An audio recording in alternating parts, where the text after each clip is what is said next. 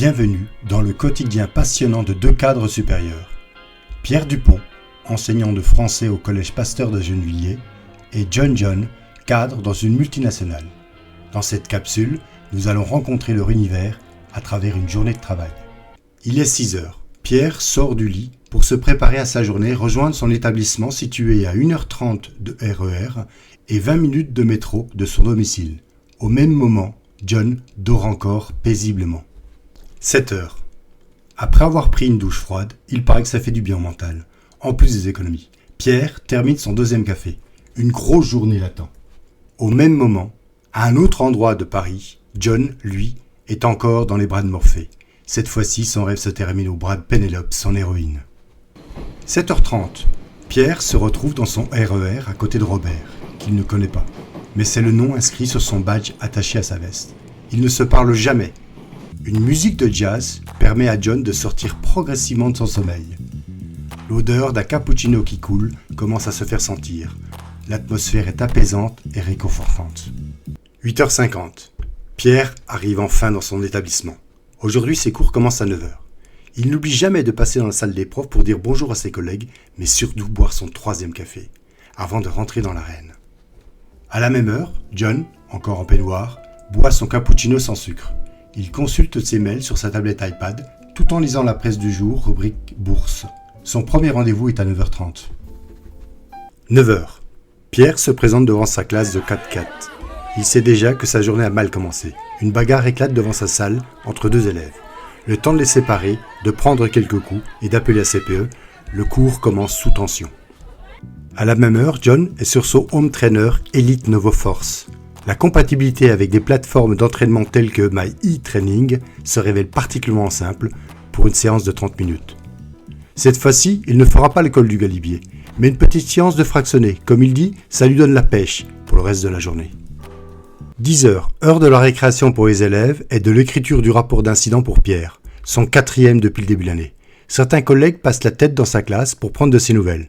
Heureusement, l'incident n'a fait qu'un nez cassé.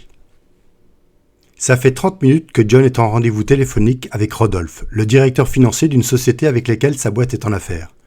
John a passé ses 15 premières minutes à vanter sa dernière acquisition. Je veux parler de son home trainer avec sa nouvelle ventilation high-tech et son abonnement Strada. 11h. Pierre entame sa nouvelle heure et tente de faire court avec cette fois-ci la classe des 3e 2. Une classe qui n'arrête pas de bavarder. Il n'est pas sûr que ses élèves aient compris la prose dans l'étude de la poésie ou la prédominance de la fonction poétique. À la même heure, John termine de répondre à quelques mails reçus la veille. Il en profite aussi pour réserver au restaurant La Ripaille, dans le quartier des Batignolles, pour un déjeuner d'affaires. Midi. Enfin, l'heure avec les 3e 2 est terminée. L'altercation avec les 2 élèves de 4e a eu un effet de contagion avec l'ensemble de la communauté scolaire. Il doit maintenant se rendre dans le bureau du principal pour y déposer son rapport d'incident. Pierre s'en serait bien passé. 12h30. Ce midi, John a choisi le menu du chef, accompagné d'un côte du Rhône. Son collègue préfère l'andouillette à la ficelle façon 3. À la même heure, Pierre peut enfin rejoindre ses collègues à la cantine. Il évoque avec le professeur de maths et de sciences son altercation et leur fait lire la copie de son rapport d'incident. Aujourd'hui, à la cantine, c'est cervelas sauté de poulet. 14h30. John sort enfin du restaurant. Le petit déjeuner du patron a vraiment fait du bien. Il se rend compte qu'il a davantage parlé avec son client de ses futures vacances que du boulot. Il retourne à son bureau situé à 10 minutes de marche. Encore 2-3 dossiers à traiter et la journée sera terminée pour lui. 15h30, la sonnerie retentit. C'est l'heure pour Pierre de laisser ses élèves aller en récréation et pour lui de rejoindre la salle des profs où l'attend son 5e café. Il lui reste encore 1 heure de cours. Il sait déjà que sa dernière heure ne sera pas une partie de plaisir. Il y retrouve sa classe de 4e 4. 17h30.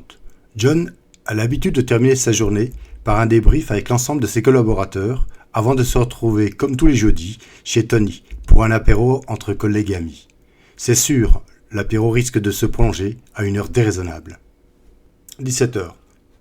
Pierre s'est arrêté au Lidl à côté de son établissement pour faire quelques courses. Son frigo est pratiquement vide. En plus, ce week-end, il reçoit des amis pour un apéro dînatoire. 19h. L'apéro ne fait que commencer. La plupart de ses amis sont présents. Il y a Yolanda, une Brésilienne qui travaille chez Lucas Steel, une boutique de prêt-à-porter. Jean-Louis, directeur financier. Barthélemy, agent immobilier. Et Natacha, ingénieur chez Dassault Systèmes. John sait déjà que cet apéro peut durer une bonne partie de la nuit. 19h. Pierre vient juste de terminer de corriger sa dernière copie. Il va enfin se préparer son dîner. Ce soir, ça sera cordon bleu, accompagné de petits pois. Il sait qu'il ne fera pas long feu avec la journée qu'il vient de passer. Il a besoin de se reposer. Et en plus demain, il doit se réveiller tôt. 23h30. John vient juste de rentrer chez lui, après une soirée bien arrosée. En ouvrant le frigo, il constate que sa femme de ménage a fait les courses. Il prend une bière et va s'installer devant son écran et en profite pour terminer de regarder le dernier épisode de Game of Thrones. Voilà, vous avez une petite idée maintenant de la vie de deux cadres supérieurs. Je tiens à préciser que toute ressemblance avec des faits et des personnages existants ou ayant existé est purement fortuite et involontaire. J'espère que cette capsule vous a plu. Surtout, n'hésitez pas à activer la cloche et à partager cette vidéo. Ce n'est pas grand chose, mais ça fait du bien pour la chaîne. Merci et à bientôt.